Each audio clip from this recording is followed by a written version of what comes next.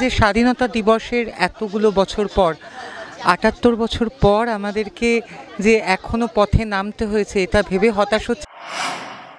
সরকারি হাসপাতালের একজন ডাক্তারের জন্য পুরো দেশ নয় এমনকি পৃথিবীর বিভিন্ন জায়গা থেকে মানুষের আওয়াজ তুলছে।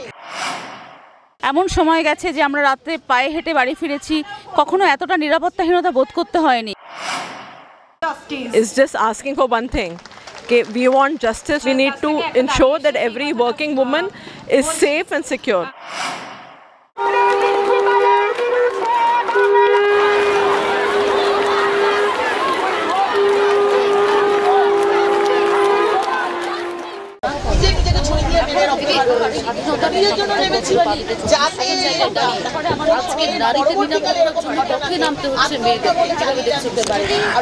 এটাই আমি খুব হতাশ হচ্ছি এবং অবাক হচ্ছি এবং কোথাও গিয়ে খুশি হচ্ছি।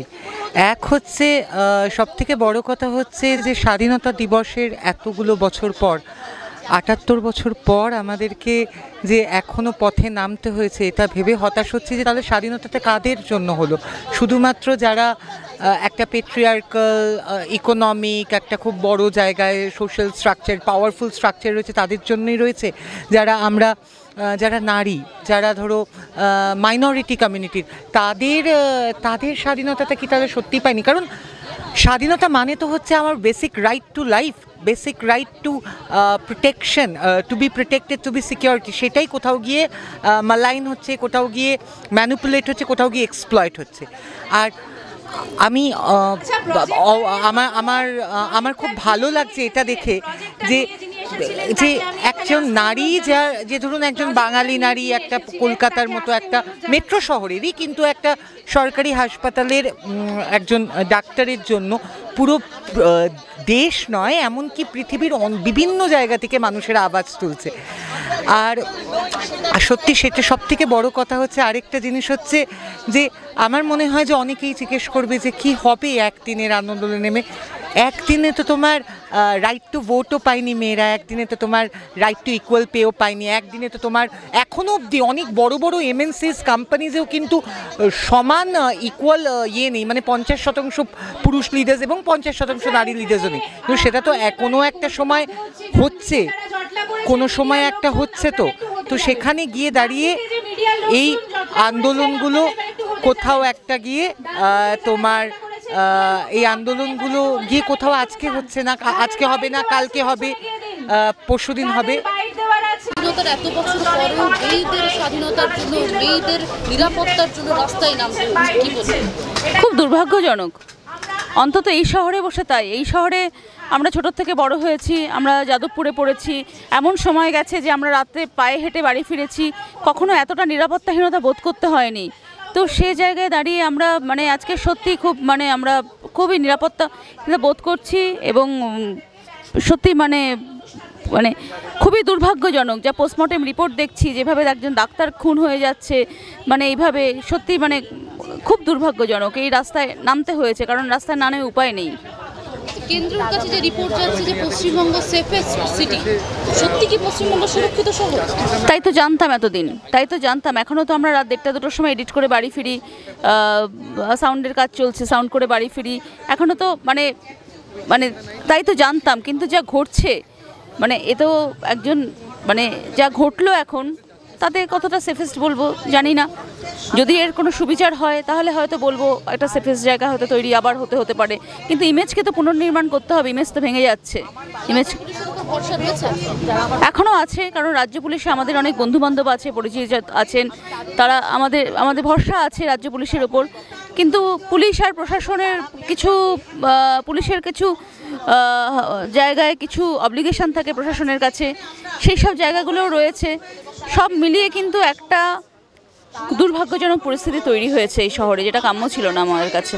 দিদি আমরা বুদ্ধিজীবী মহলকে যেখানে দেখতাম প্রথমসারি থেকে আন্দোলন করতে, যেখানে আমরা নচিকেতার গানের মাধ্যমে প্রতিবাদ দেখতাম, কবির সুমনের কবিতার মাধ্যমে দেখতাম, বা আরও যারা রয়েছে একদম প্রথমসারি, তাদেরকে আজকে দিনে দেখতে পাচ্ছি না। দেখো, বুদ্ধিজীবী বলতে আলাদা করে ওই ট্যাগলাইন দিয়ে দেওয়ার কোনো মানে হয় না, কারণ যে কামারশালায় যে কাজ করে সেও কিন্তু বুদ্ধি প্রয়োগ করেই করে, যে রিক্সা চালায় সে বুদ্ধি প্রয়োগ করেই রিক্সা চালায়। তো বুদ্ধিজীবী বলে আমরা একটা বিশেষ অংশকে দাগিয়ে দিয়েছি, তো সেটা নয়। হ্যাঁ, আমি জানি না নচিকেতার ব্যাপার, আমি তার সম্বন্ধে জানি না। কবির সুমনের বয়স হয়েছে, উনি অসুস্থ, উনি প্রতিবারই প্রত্যেকটা জায়গা নিজের মতো করে রেখেছেন, কিন্তু জানি না যারা মানে যাদেরকে আপনারা বুদ্ধিজীবী বলছেন বা যারা সোশ্যাল ইন্টেলেকচুয়াল, অনেকেই কথা বলছে, যারা বলছে না কেন বলছে না আমি জানি না।